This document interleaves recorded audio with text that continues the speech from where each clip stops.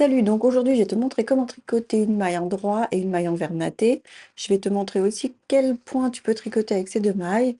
Et enfin, je te montrerai la différence de résultat entre une maille nattée et une maille classique. Donc pour tricoter une maille en droit nattée, tu passes ton aiguille de droite comme pour tricoter une maille en droit classique. Mais au lieu d'enrouler l'aiguille avec le fil de la droite vers la gauche, tu vas enrouler le fil autour de l'aiguille de la gauche vers la droite et tu ramènes la maille sur ton aiguille de droite. Pour tricoter une maille envers, tu ramènes ton fil devant,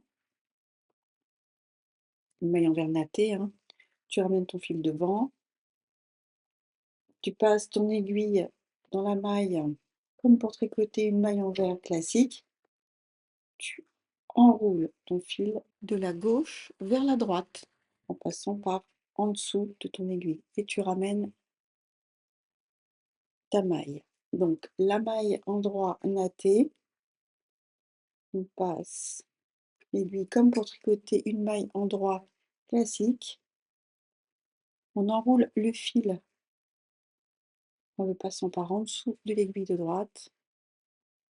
On ramène la maille et la maille envers. On passe le fil aussi par en dessous de l'aiguille et on ramène la maille. Donc ça, c'est un exemple de jersey natté que j'ai tricoté avec des mailles en droit et des mailles envers nattées. Ici, on voit bien se dessiner le motif qui forme une jolie tresse sur la maille en droit.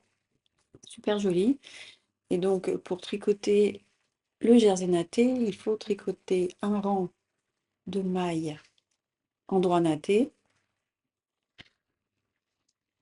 et un rang de mailles envers natté.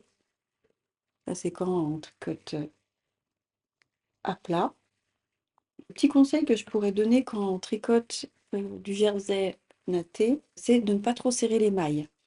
Parce que ici, on voit que quand même la maille est un petit peu différente d'une maille en droit classique. Quand on tricote une maille en droit classique, voilà, la patte de droite de la maille se trouve en premier. Donc c'est facile ici de venir tricoter dans la maille. Par contre, quand on tricote du jersey natté, ici, c'est la patte de gauche qui se présente en premier. Donc c'est un petit peu plus difficile à tricoter. Donc, je ne serre pas trop ici mes mailles pour que le rang suivant soit plus facile à tricoter. Donc là, je tricote que des mailles en droit natté.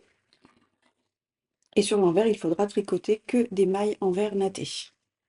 Là, dans cet exemple ici, j'ai tricoté des côtes 1-1 nattées. Donc une maille en droit natté, une maille envers natté, une maille en droit natté, une maille envers natté. C'est totalement réversible et ça forme aussi une jolie natte ici sur la maille en droit. Donc ce sera super joli. Ça ressemble beaucoup quand même aux côtes 1-1 torse.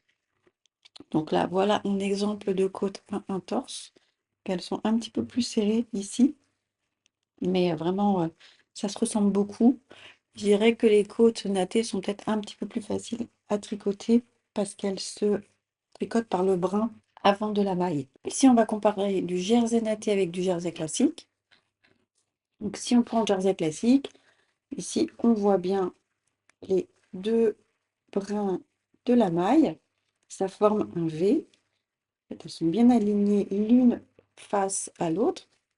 Mais si hop, on prend le jersey natté, donc là on voit bien ici les deux brins de la maille qui forment un V, mais on voit bien qu'ils sont légèrement décalés l'un au-dessus de l'autre. C'est ce qui va former ce motif de natte ou de tresse qui donne vraiment un très joli motif à ce point jersey.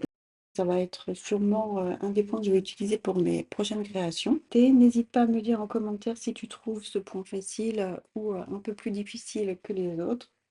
Si tu es débutant au tricot, tu peux télécharger la liste des 5 erreurs à éviter quand on commence à tricoter en cliquant sur le premier lien en description de la vidéo et je te dis à bientôt.